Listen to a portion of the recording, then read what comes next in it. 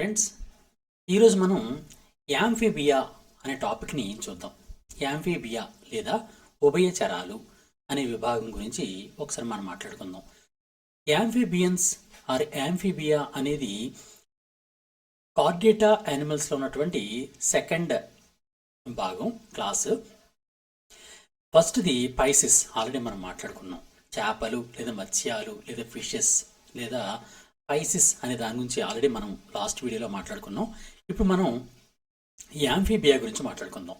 యాంఫీబియా, the organisms belonging to the class amphibia fall under the chordata phylum of the kingdom యానిమిలియా.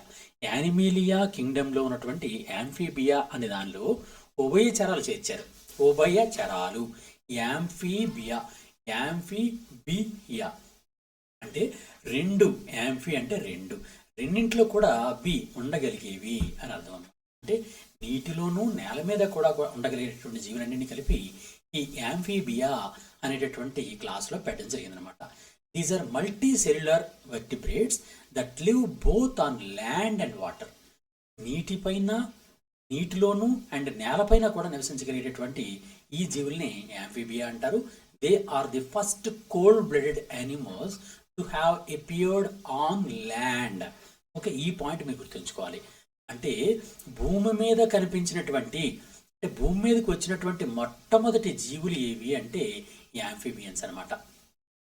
భూమి మీద కంటే ఎంతవరకు మనం ఎక్కడ చూసామో ఇప్పటి వరకు ఉన్నటువంటి జీవులన్నీ కూడా నీటిలో ఉన్నాయి. అంటే సముద్రంలో ఉన్నాయి లేదా చెరువుల్లో ఉన్నాయి, నీటిలో ఉన్నాయి. మొత్తం మీద అన్ని కూడా వాటర్ బీయింగ్స్. కానీ మొట్టమొదట భౌమికంగా ల్యాండ్ పైకి వచ్చినటువంటి జీవులు ఏవి అంటే యాంఫీబియన్స్ అనమాట. అలాగే ఇవి కూడా కోల్డ్ బ్లడెడ్ యానిమల్స్. అంటే వీటి యొక్క టెంపరేచర్ కూడా ఈ ఎన్విరాన్మెంటల్ టెంపరేచర్తో పాటు వీటి బాడీ టెంపరేచర్ కూడా మారిపోతూ ఉంటుంది అనమాట.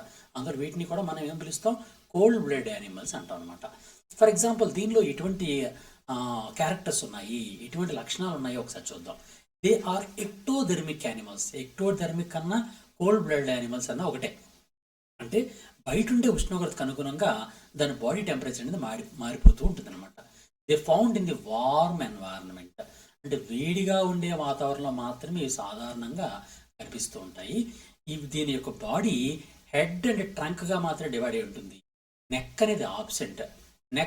ఫర్ ఎగ్జాంపుల్, దీనికి మనకి ప్రధానంగా మనం గుర్తుంచుకోవాల్సిన ఎగ్జాంపుల్ ఏంటంటే ఫ్రాగ్. మనకు తెలుసు కదండి, ఫ్రాగ్ తప్ప. ఈ ఫ్రాగ్కి మెడ ఉండదు, నెక్ ఉండదు అనమాట. Neck is absent. దాని బాడీ అనేది హెడ్ అండ్ ట్రంక్ అనేది డివైడ్ అవుతుంది తప్ప ట్రంక్ అనేది ఉంటుంది కానీ నెక్ అనేది ఉండదు. అలాగే tail may or may not be present. కొన్నింటికి టెయిల్ ఉంటుంది, కొన్నింటికి టెయిల్ ఉండదు అనమాట. నిజానికి ఫ్రాగ్స్కి అయితే టెయిల్ ఉండదు, కానీ మిగిలిన యాంఫీబియన్స్కి మాత్రం కొద్దిగా టైల్ కూడా కొన్నింటికి ఉంటుంది. The skin is smooth and rough without any scales. దీనిలో ఎటువంటి స్కేల్స్ ఉండవు. నిజానికి మనం పైసెస్ గురించి మాట్లాడుతున్నప్పుడు పైసెస్ అంటే చేపల్లో స్కేల్స్ ఉంటాయి, కానీ ఇక్కడ మాత్రం స్కేల్స్ ఉండవు. బట్ విత్ గ్లాండ్స్ ఉంటాయి. దేనికోసం అంటే ఇట్ మాయిస్ట్ని కంట్రోల్ చేయడానికి, చర్మం పై భాగంలో తేమగా ఉంచడం కోసం అని చెప్పి ప్రత్యేకమైనటువంటి గ్లాండ్స్ని మాత్రం కలిగి ఉంటాయి. ఎందుకంటే ఇవి స్కిన్తో రెస్పిరేషన్ చేస్తూ ఉంటాయి. స్కిన్ రెస్పిరేషన్ చేయాలి అంటే, శ్వాసక్రియ చర్మంతో చేయాలి అంటే తప్పనిసరిగా చర్మం అనేది మాయిస్ట్గా అంటే తేమగా ఉండాలి. అది తేమగా ఉంచడం కోసం అని వీటి యొక్క స్కిన్ అనేది అనేకమైనటువంటి గ్లాండ్స్ని కలిగి ఉంటుంది. They have no paired fins. Unpaired fins might be present. కొన్నింటికి అన్పెయిర్డ్ ఫిన్స్ కొద్దిగా ఉంటాయి, కానీ పెయిర్డ్ ఫిన్స్ మాత్రం ఉండవు అనమాట. They have 2 pairs of limbs for locomotion. వీటికి ప్రత్యేకంగా లిమ్స్ అనేవి, పూర్వాంగాలు, చర్మాంగాలు మొట్టమొదటి ఏర్పడినటువంటి జీవులు ఏవి అంటే యాంఫీబియన్స్. పూర్వాంగాలు అంటే చేతులు, కాళ్ళు. ఈ చేతులు, కాళ్ళు అనేటటువంటి ప్రత్యేకమైనటువంటి భాగాలు మొట్టమొదటి ఏర్పడినటువంటి జీవులు ఏవి అంటే యాంఫీబియన్స్ అనమాట. ఇది మనం గుర్తుంచుకోవాల్సినటువంటి ఇక్కడ ఇంపార్టెంట్ పాయింట్ అనమాట. They respire through lungs and skin. దీనిలో రెస్పిరేషన్ అనేది సాధారణంగా అంటే యాంఫీబియన్లో రెస్పిరేషన్ సాధారణంగా 3 రకాలు జరుగుతుందండి. 3 types ఆఫ్ రెస్పిరేషన్ ఉంటుంది. ఒకటి స్కిన్తో రెస్పిరేషన్, దాన్ని ఏమంటాం? క్యూటేనియస్ రెస్పిరేషన్ అని అంటారు. క్యూటేనియస్ రెస్పిరేషన్ ఉంటుంది. అలాగే రెండోది ఏంటంటే బకుల్ క్యావిటీ రెస్పిరేషన్ ఉంటుంది. బకోఫారింజియల్ రెస్పిరేషన్ అంటారు దాన్ని. బకోఫారింజియల్ రెస్పిరేషన్ అని పిలుస్తారు. అంటే నోట్లో ఉన్నటువంటి కుహరాన్ని బకల్ క్యావిటీ అంటారు. ఆ బకల్ క్యావిటీతో కూడా, అందుకని చూడండి మీరు ఎప్పుడైనా గమనిస్తే కప్ప అనేది నోరు తెరుచుకొని ఉంటుంది. నోరు తెరుచుకొని ఎందుకు ఉంటుంది? నోటి లోపల ఉన్నటువంటి ఆ క్యావిటీ, బకల్ క్యావిటీ ద్వారా కూడా అది శ్వాసక్రియ చేస్తూ ఉంటుంది అనమాట. అందులో బక్కు ఫ్యారింజల్ రెస్పిరేషన్ కూడా దీనిలో ఉంటుంది. అలాగే థర్డ్ వన్ అయినటువంటి లంగ్స్తో కూడా రెస్పిరేషన్ చేస్తుంది. లంగ్స్లో జరిగేటటువంటి రెస్పిరేషన్ ఏమని పిలుస్తారండి? పల్మనరీ రెస్పిరేషన్ అంటారు. ఇక్కడ మనం తప్పనిసరిగా గుర్తుంచుకోవాల్సిన పాయింట్ ఏంటంటే, మొట్టమొదట యానిమల్ కింగ్డమ్లో మొట్టమొదట పల్మనరీ రెస్పిరేషన్ ఉన్నటువంటి యానిమల్స్ ఏవి అంటే యాంఫీబియన్స్. యాంఫీబియన్స్లోనే మొట్టమొదటి లంగ్స్ అనేవి ఏర్పడ్డాయి. ఈ పుప్పుస శ్వాసక్రియ, పల్మనరీ రెస్పిరేషన్ని తెలుగులో పుప్పుస శ్వాసక్రియ అంటారు. ఆ పుప్పుస శ్వాసక్రియ అనేది మొట్టమొదటి కనిపించేది యాంఫీబియన్స్. ఈ విధంగా యాంఫీబియన్స్లో 3 రకాలైనటువంటి రెస్పిరేషన్ జరుగుతుంది. ఒకటి cutaneous respiration, 2 pharyngeal, bucco pharyngeal respiration, third one pulmonary respiration. Okay, next gills might be present externally in some adults and the heart is 3 chambered heart. మనం ఇంతకుముందు ఫిష్ యొక్క హార్ట్ గురించి మనం మాట్లాడుకున్నాం లాస్ట్ క్లాస్లో. ఎలా ఉంటుంది? ఇక ఇలా సిరలు ఉండి దీనికి ఒక కర్ణిక అనే భాగం ఎలా ఉంటుంది? ఇది కర్ణిక. కర్ణిక ఎలా ఉంటుంది? జట్రిక్లోకి తెరుచుకుంటుంది. ఇలా జట్రిక్లోకి తెరుచుకుంటుంది కదండి. ఇలా జట్రిక అనే భాగం తెరుచుకుంటూ ఉంటుంది. ఇలా జట్రిక అనే భాగం. ఓకే, ఇది కర్ణిక, ఈ జట్రిక అనేది ఉంటుంది. కానీ ఇక్కడికి వచ్చేటప్పటికి యాంఫీబియన్స్లో ఈ కర్ణిక అనేది 2గా డివైడ్ అయి ఉంటుందండి. ఈ కర్ణిక అనేది 2గా డివైడ్ అయి ఉంటుంది. అంటే కర్ణికలు అనేవి 2 ఉంటాయి. 2 కర్ణికలు ఉంటాయి. 2 ఆరికల్స్ ఆర్ ప్రెసెంట్. ఆరికల్స్ అనేవి 2 ఉంటాయి, కర్ణికలు 2 ఉంటాయి. జట్రిక్ మాత్రం ఒక్కటే ఉంటుంది. అంటే వెంట్రికల్ మాత్రం ఒక్కటే ఉంటుంది. ఈ విధంగా 2 కర్ణికలు, 1 జట్రిక ఉన్నటువంటి 3 ఛాంబర్డ్, 3 గదులు ఉన్నటువంటి గుండె అనేది సాధారణంగా యాంఫీబియన్స్లో కనిపిస్తుంది. ఇది మనం గుర్తుంచుకోవాల్సిన పాయింట్. ఎగ్జాంపుల్ చూడండి, ఫ్రాగ్ అనమాట. అలాగే కిడ్నీస్ ఆర్ మీసోనెఫ్రిక్. సాధారణంగా ఒక నెఫ్రాన్స్లో రకాలన్నమాట ఇవి. ఇది గుర్తుంచుకోవాలి. మీసోనెఫ్రిక్ అనే రకానికి చెందినటువంటి నెఫ్రాన్స్ ఉంటాయి కిడ్నీ లోపల. And the external excretory material includes ammonia and urea. అమ్మోనియాని, యూరియాని ఇవి విసర్జిస్తూ ఉంటాయి. ఇప్పుడు విసర్జన అనేది సాధారణంగా చూడండి, ఎక్స్క్రిషన్ ఉంటుంది కదండి. ఎక్స్క్రిషన్ అనేది సాధారణంగా ఎలా జరుగుతుందంటే, కొన్ని జీవులు అమ్మోనియాని విసర్జిస్తూ ఉంటాయి, కొన్ని జీవులు యూరియాని విసర్జిస్తూ ఉంటాయి, మరికొన్ని జీవులు యూరిక్ యాసిడ్ని విసర్జిస్తూ ఉంటాయి. ఓకే, ఇవి ఈ విధంగా యానిమల్స్ అనేవి, మొత్తం యానిమల్స్ అన్నీ కూడా 3 రకాలైనటువంటి విసర్జక పదార్థం కలిగి ఉంటాయి అన్నమాట. ఎక్స్క్రిటరీ ప్రొడక్ట్ అంటారు దీన్ని. ఎక్స్క్రిటరీ ప్రొడక్ట్ అంటే ఎక్స్క్రిషన్ చేస్తే కదా విసర్జన. ఆ విసర్జన చేయడం అనేది 3 రకాల పదార్థాలు చేస్తాయి. కొన్ని ఏమో అమ్మోనియాని విసర్జిస్తూ ఉంటాయి. అమ్మోనియాని విసర్జించేటటువంటి జీవుల్ని అమ్మోనోటెలిక్ యానిమల్స్ అంటారు. అమ్మోనోటెలిక్ యానిమల్స్ అంటారు. అలాగే యూరియాని విసర్జించే వాటిని యూరియోటెలిక్ యానిమల్స్ అంటారు. యూరియోటెలిక్. అలాగే యూరిక్ యాసిడ్ విసర్జించే వాటిని యూరికోటెలిక్ యానిమల్స్ అంటారు. ఓకే, యానిమల్స్ ఎక్స్క్రిటరీ ప్రొడక్షన్ బట్టి 3 రకాలుగా ఉంటాయన్నమాట. అమ్మోనియాని విసర్జిస్తే వాటిని అమ్మోనోటెలిక్ అంటారు, యూరియాని విసర్జిస్తే యూరియోటెలిక్ అంటారు, యూరిక్ యాసిడ్ విసర్జిస్తే యూరికోటెలిక్ అంటారు అనమాట. ఫర్ ఎగ్జాంపుల్ అమ్మోనోటెలిక్ ఉందనుకోండి, అమ్మోనోటెలిక్లో ఫిషెస్ అన్నీ కూడా అమ్మోనోటెలిక్, అంటే చేపలన్నీ కూడా అమ్మోనియాని విసర్జిస్తాయి. అందులో ఫిషెస్ అన్నీ కూడా అమ్మోనోటెలిక్ యానిమల్స్. అలాగే యాంఫీబియన్స్ ఉన్నాయి కదండి, కప్ప. యాంఫీబియన్స్ కానీ లేకపోతే మ్యామల్స్ కానీ, మ్యామల్స్ అంటే ఉభయచరాలు మరియు క్షీరదాలు, ఈ 2 కూడా యూరియాని విసర్జిస్తాయి. అందులో ఇవన్నీ కూడా యూరియోటెలిక్ యానిమల్స్. అలాగే బర్డ్స్ ఉంటాయి, బర్డ్స్ అంటే పక్షులు. అలాగే రెప్టైల్స్ ఉంటాయి, అంటే సరీసృపాలు. అలాగే ఇన్సెక్ట్స్ ఉంటాయి, ఇన్సెక్ట్స్ అంటే కీటకాలు. ఈ బర్డ్స్, రెప్టైల్స్, ఇన్సెక్ట్స్ ఈ 3 కూడా దేన్ని విసర్జిస్తాయి అంటే యూరిక్ యాసిడ్ విసర్జిస్తాయి. అందులో వీటిని ఏమంటారంటే యూరికోటెలిక్ యానిమల్స్ అని పిలుస్తారు అనమాట. ఈ విధంగా విసర్జక పదార్థాన్ని బట్టి యానిమల్స్ అనేవి 3 రకాలు: ammonotelic, ureotelic, uricotelic. Ammonotelic example fishes, ureotelic example amphibians, mammals, uricotelic example birds, reptiles, insects.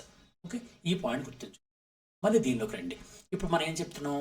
యాంఫీబియా గురించి మాట్లాడుకుంటున్నాం. యాంఫీబియా గురించి ఇక్కడ పాయింట్ ఇచ్చాం. The excretory material includes ammonia and urea అన్నాం. అంటే అమ్మోనియాని కొద్దిగా విశేషిస్తాయి, యూరియాని మాత్రం ఎక్కువ విశేషిస్తాయి. అందువలన ఇవన్నీ కూడా యూరియోటెలిక్ యానిమల్స్. యూరియోటెలిక్ యానిమల్స్ అత్యధికంగా యూరియానే విశేషిస్తూ ఉంటాయి అన్నమాట. అందువలన యాంఫిబియన్స్ అన్ని కూడా యూరియోటెలిక్ యానిమల్స్. అలాగే they possess 10 pairs of cranial nerves. ఇంతకుముందు కూడా మాట్లాడుకున్నాం మనం. ఫిషెస్ కూడా 10 pairs ఆఫ్ క్రేనియల్ నర్వ్స్ ఉన్నాయి. క్రేనియల్ నర్వ్స్ అంటే మెదడు నుంచి వచ్చేటటువంటి మస్తిష్క నాడులు. ఈ మస్తిష్క నాడులు అనేవి 10 జతలుగా యాంఫిబియన్స్లో ఉంటాయన్నమాట. The sexes are separate. అంటే మగజీవులు వేరేగా, ఆడజీవులు వేరేగా ఉంటాయి. ఫెర్టిలైజేషన్ అనేది సాధారణంగా యాక్షనల్గా జరుగుతుంది, బాహ్య ఫలదీకరణం జరుగుతుంది అనమాట. ఎందుకంటే ఒక ఆడకప్ప దగ్గర మక్కప్ప వచ్చిన తర్వాత ఆడకప్ప గుడ్లు విడుదల చేస్తుంది, మక్కప్ప గుడ్లు విడుదల చేస్తుంది. ఈ 2 గుడ్లు కూడా నీటిలోనే ఫెర్టిలైజేషన్ జరుగుతాయి అన్నమాట. దాన్ని బాహ్య పరాగ సంపర్కము లేదా బాహ్య ఫలదీకరణము అంటారు. అది ఎక్స్టర్నల్ ఫెర్టిలైజేషన్ అనమాట. However in salamanders the fertilization is internal. For example ఇదిగో ఇక్కడ మీకు డయాగ్రామ్ చూపిస్తున్నాం, దీన్ని సాలమండర్ అంటాం. ఈ సాలమండర్స్లో మాత్రం ఇంటర్నల్ ఫెర్టిలైజేషన్ జరుగుతుంటుంది. అదొకటే డిఫరెన్స్ అనమాట. Development is indirect and metamorphosis is present. What is metamorphosis? Metamorphosis అంటే రూప విక్రియ అని పిలుస్తారు. రూప విక్రియ లేదా మెటామార్ఫాసిస్ అనేది ఉంటుంది. మెటామార్ఫాసిస్ అంటే ఏంటంటే, ఫర్ ఎగ్జాంపుల్ ఒక ఫ్రాగ్ తీసుకున్నాం అనుకోండి, ఇది ఫ్రాగ్. ఈ ఫ్రాగ్ నుంచి ఎగ్స్ రిలీజ్ అవుతాయి కదండి. ఎగ్స్ ఫెర్టిలైజేషన్ జరుగుతుంది. ఫెర్టిలైజేషన్ జరిగిన తర్వాత దేని కింద మారుతాయి? టాడ్పోల్ లార్వా కింద మారుతాయి. ఇవి టాడ్పోల్ లార్వా. ఈ టాడ్పోల్ లార్వా ఎలా ఉంటుందంటే ఒక చేపలా ఉంటుందన్నమాట. ఇలా ఒక చేప ఆకారంలో ఉంటుంది. ఇలా ఒక చేప ఎలా ఉంటుందో ఆ ఆకారంలో ఉంటుంది టాడ్పోల్ లార్వా. ఈ టాడ్పోల్ లార్వా అనేది చేప ఆకారంలో ఉన్నటువంటి ఈ టాడ్పోల్ లార్వా క్రమంగా మారిపోతూ దాని రూపం మార్చుకొని ఈ విధంగా ఫ్రాగ్గా మారిపోతుంది. అంటే ముందు 2 చేతులు 2 కాళ్ళు ఏర్పాటు చేసుకొని వెనకాల ఉన్నటువంటి చూడండి తోకలా ఉంది చూసారా, ఒక వాజం, చేపకున్నటువంటి వాజాన్ని కోల్పోయి ఇది మళ్ళీ దాని రూపాన్ని పూర్తిగా మారిపోతుంది. అంటే పిల్ల సమయంలో ఒక రకంగా ఉంటుంది, పెద్ద అయిన తర్వాత మరో రకంగా ఉంటుంది. ఈ విధంగా రూపాన్ని మార్చుకోవడాన్ని మెటామార్ఫాసిస్ అంటారు. ఆ మెటామార్ఫాసిస్ అనేది ఈ యాంఫిబియన్స్లో మనకు కనిపిస్తూ ఉంటుందన్నమాట. నెక్స్ట్, బ్రీడింగ్ అక్కర్స్ ఇన్ వాటర్లోనే బ్రీడింగ్ జరుగుతూ ఉంటుంది. The copulatory organs are absent in males. సాధారణంగా ఈ ఫ్రాగ్స్లో అంటే యాంఫిబియన్స్కి కాపులేటరీ ఆర్గాన్స్ ఉండవు. కాపులేటరీ ఆర్గాన్స్ అంటే అర్థం ఏంటి? ఫర్ ఎగ్జాంపుల్ ఒక మగజీవి ఆడజీవి కడుపు లోపల దాని సుఖకరాలు ప్రవేశపెట్టడం కోసం ప్రత్యేకమైన అవయవం ఉండాలి. ఆ ప్రత్యేకమైనటువంటి అవయవాలని కాపులేటరీ ఆర్గాన్స్ అంటారు. అటువంటి copulatory organs are absent in males. ఎందుకు ఆబ్సెంట్? ఎక్స్టర్నల్ ఫెర్టిలైజేషన్ జరుగుతుంది కాబట్టి. ఆడజీవులు గుడ్లే పెడతాయి, మగజీవులు నీటిలోకి గుడ్లు పెడతాయి కాబట్టి కాపులేటరీ ఆర్గాన్ అవసరం లేదు. అందువలన copulatory organs are absent in the males of this amphibians అనమాట. ఓకే, ఇది దీనికి సంబంధించిన లక్షణాలు. దీనికి ఎగ్జాంపుల్స్గా ఫ్రాగ్స్ అంటే కప్పలు కానీ, సాలమాండర్స్ అనే జీవులు ఉంటాయి, అలాగే నెక్ట్యూరస్ అనేది ఉంటుంది, అలాగే టోడ్ ఇక్థియోఫిష్ అని ఒకటి ఉంటుంది, ఇక్థియోఫిష్, అలాగే సాలమాండర్స్ ఉంటాయి. ఆల్రెడీ మనం చెప్పుకున్నాం. ఈ సాలమాండర్స్, ఇక్థియోఫిష్, నెక్ట్యూరస్, ఫ్రాగ్స్ ఇవన్నీ కూడా యాంఫీబియాకి చెందినటువంటి యానిమల్స్ అనమాట. ఓకే, ఇది యాంఫీబియాకి సంబంధించినటువంటి ప్రధానమైనటువంటి అంశాలు. ఈ యాంఫీబియా అనే లెసన్లో మనం అన్నీ కూడా తప్పనిసరిగా మనం ఎగ్జామ్స్లో ఏవైతే మనకు వస్తాయో ఆ ఎగ్జామ్స్లో పడేటటువంటి టాపిక్స్ని మాత్రమే మనం చెప్పుకోవడం జరిగింది. మీరందరూ కూడా ఏదైనా ఇంకా ఏమైనా డౌట్ ఉంటే మీకు ఫర్ ఎగ్జాంపుల్ ఇంకో విషయం చెప్తాను మీకు. ఏంటంటే కప్ప ఉంది కదండి, ఆ కప్ప గురించి చదివే శాస్త్రాన్ని బాట్రకాలజీ అంటారు. కప్పల గురించి చదివే శాస్త్రాన్ని బాట్రకాలజీ అని పిలుస్తారు. ఇది కూడా ఇంపార్టెంట్ పాయింట్. ఓకే, సరే, ఈ విధంగా ఇంకా ఏమైనా డౌట్స్ ఉంటే నాకు మీరు కామెంట్ రూపంలో తెలియజేయండి. నేను ఇంకా మరింత డీటెయిల్స్ని అందించడం ట్రై చేస్తాను. ఇవన్నీ కూడా ఇప్పుడు నేను చెప్పినవన్నీ కూడా లాస్ట్ టైం ఎగ్జామ్స్లో, డిఫరెంట్ ఎగ్జామ్స్లో, అన్ని కాంపిటేటివ్ ఎగ్జామ్స్లోకి వచ్చినటువంటి క్వశ్చన్లు మాత్రమే ఉన్నాయి. ఇవన్నీ కలిపే మీకు చెప్తున్నాను. అందులో ఇవన్నీ చాలా ఇంపార్టెంట్ పాయింట్స్. ఇవేవి కూడా కష్టంగా అనిపించినప్పుడు కూడా ఇంత డెప్త్ చదివితేనే జనరల్ సైన్స్ విభాగంలో మనం హైయెస్ట్ మార్క్స్ సంపాదిస్తాం. మిత్రులారా, మీరు ఎవరైనా ఏకలవ్య కరెంట్ అఫైర్స్ యూట్యూబ్ ఛానల్ని మీరు ఇంకా సబ్స్క్రైబ్ చేసుకోకపోతే వేగంగా సబ్స్క్రైబ్ చేసుకోండి. మీ మిత్రులకు మన ఏకలవ్య గురించి తెలియజేయండి, మీ మిత్రులకు షేర్ చేయండి వీడియోస్. అంతేకాకుండా మీరు ఎవరైనా గాంధీవం యాప్ను డౌన్లోడ్ చేసుకోకపోతే ప్లేస్టోర్ నుంచి GANDEEVAM గాంధీవం అని ప్లేస్టోర్లో టైప్ చేసి మన గాంధీ యాప్ని డౌన్లోడ్ చేసుకోండి. దానిలో మొత్తం అన్ని కాంపిటేటివ్ ఎగ్జామ్స్ సంబంధించినటువంటి కంప్లీట్ డీటెయిల్స్, కంప్లీట్ ఫ్యాక్ట్స్ అన్నీ ఉంటాయి. మీరు దాన్ని గమనించుకోవచ్చు. Okay, all the best, God bless you.